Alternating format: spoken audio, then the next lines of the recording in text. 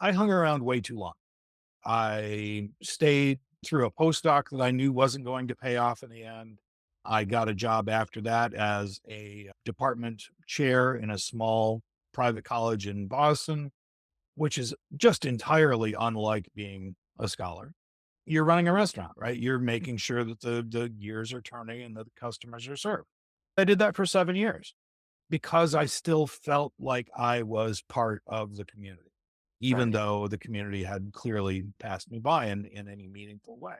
Yeah. So I didn't recognize early enough for myself that this was not a profitable path to continue. I couldn't bear driving back and forth from Boston on Friday afternoon to Vermont, 4 hours away and then doing a reverse trip on Sunday, which I did for years.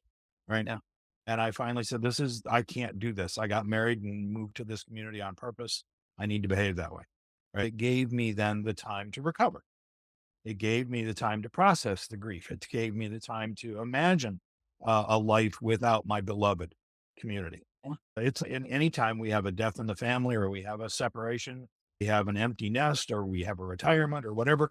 Basically, what all those mean is that we had a story about our lives and that story is no longer viable, Yeah. but we haven't written a new story yet. And so we're in this limbo, we're in this no place. And until we can write the new story, we will continue to be in that no place. So recognizing that it's time to write the new story is a big part of the transition. Otherwise, you keep trying to tinker with the old story and you just limp along down the road far too long. Just knowing the fact that story is done, that's no longer who you are. And so now the project is converted to becoming rather Right. than being.